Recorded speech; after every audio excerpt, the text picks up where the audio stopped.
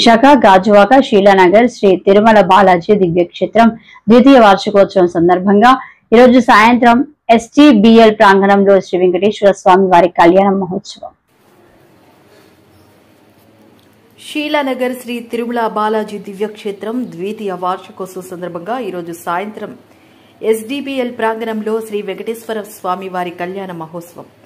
SDBL అధినేత బాలాజీ ఆధ్వర్యంలో శ్రీ తిరుమల బాలాజీ దివ్యక్షేత్రం ద్వితీయ వార్షికోత్సవం సందర్భంగా ఉదయం నుంచి స్వామివారికి చక్రస్థానం, హోమాలు, పూర్ణాతి, స్వామివారిని అమ్మవారిని పల్లకి సేవ, కళ్యాణం అనంతరం 3000 మంది భక్తులకు అన్నదానం ఏర్పాటు చేశారు. ఈ కార్యక్రమంలో Madugula MLA Bandaru Satyanarayana, Yelamanchili MLA Sundarapu Vijay Kumar, STBL GM Krishna, Mahesh భారీగా భక్తులు పాల్గొన్నారు.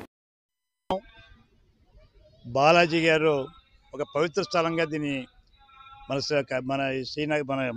శీలానగర్లో రూపొందించడం, యథావిధిగా 3 కార్యక్రమాలు నేను హాజరవుతున్నాను. వైకుంఠ ఏకాదశిన వైకుంఠ ద్వారం ప్రోగ్రాం, 2 వార్షికోత్సవం, 3 బ్రహ్మోత్సవం.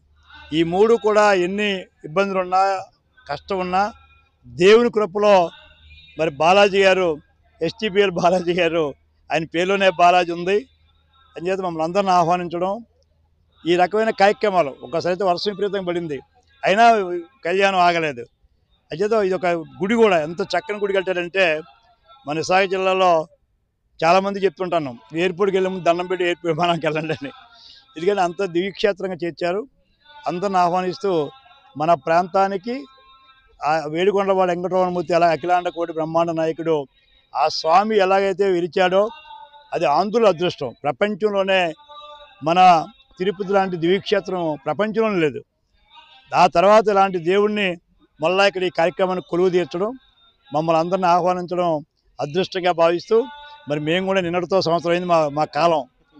మరి సంవత్సరం కరెక్ట్గా అయిన రోజునే మళ్ళీ రోజు మాకు ఈ పూజలో, ఈ కళ్యాణంలో పాల్గొనే అదృష్టం కలగడం బాలాజీ గారికి అభినందిస్తూ, ఆయన ఇంకా అభివృద్ధి చెందాలి. ఇది బాలాజీ గారు ఇప్పుడు విశాఖపట్నం నుంచి విజయవాడ హైదరాబాద్ వెళ్ళిపోతారు. ఇప్పుడు అయితే ఇంకా ఢిల్లీ కూడా వెళ్ళే అవకాశం ఇవ్వాలా, బెంగళూరు వెళ్ళే అవకాశం ఇవ్వాలా, ఆయన అభివృద్ధి కావాలని ఆ స్వామి అందరినీ ఆశీర్వదించాలని. విశాఖ జిల్లా, అనకాపల్లి జిల్లా, ఉమ్మడి జిల్లా, పాత విశాఖ జిల్లా రాష్ట్రంలోనే ఒక ప్రసిద్ధి చెందిన జిల్లాగా మారాలని చంద్రబాబు నాయుడు గారు, పవన్ కళ్యాణ్ గారు, లోకేష్ గారి నాయకత్వంలో మోడీ గారి ఆశీర్వచనంతో విశాఖ జిల్లా భారతదేశంలోని ఒక ప్రముఖ జిల్లాగా మారాలని ఆ వేడుకొండవాడిని కోరుకుంటూ నేను సెలవు ఉన్నాను. ఇక్కడ మరి ప్రతి సంవత్సరం కూడా మరి పెద్దలు సత్యనారాయణమూర్తి గారు చెప్పినట్టు ఇక్కడ క్రమం తప్పకుండా బాలాజీ గారు మరి ఈ కార్యక్రమాలన్నీ చేస్తున్నారు. నిజంగా ఆయన అదృష్టం.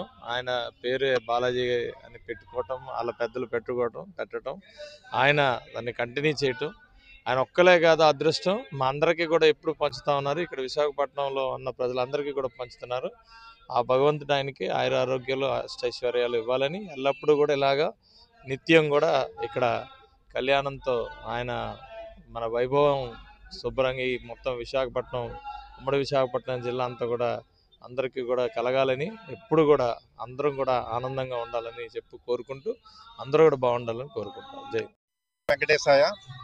శ్రీ తిరుమల బాలాజీ దివ్యక్షేత్రం STBL శీలానగర్లో వెలిసి ఉన్న శ్రీ వెంకటేశ్వర స్వామి ద్వితీయ వార్షికోత్సవాల సందర్భంగా ఈరోజు చాలా కార్యక్రమాలు స్టార్ట్ అయినాయి.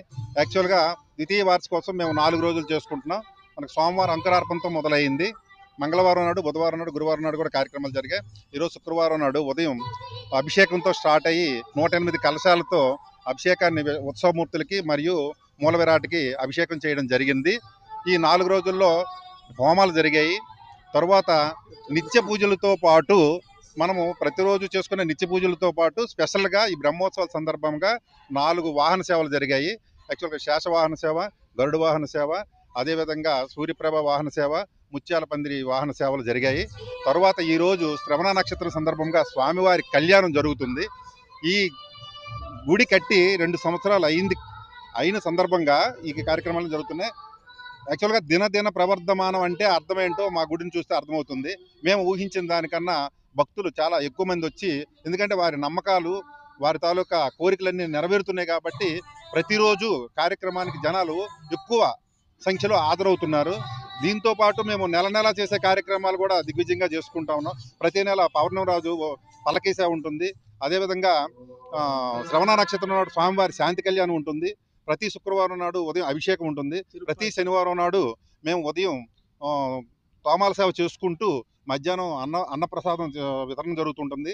సాయంత్రం అయ్యేటప్పటికి దివ్య హారతులు, తర్వాత సహస్రనామార్చన, అదేవిధంగా అందరికీ సుమారుగా 1800 నుంచి 2000 మంది వస్తూ ఉంటారు. అందరికీ అల్పాహార వితరణ జరుగుతూ ఉంటుంది. ఇలా చూసుకుంటూ పోతే మేము ఈ అనంతకాలంలోనే గుడి చాలా అభివృద్ధి చెందిందని చెప్పడంలో అతిశయోక్తి అయితే లేదు.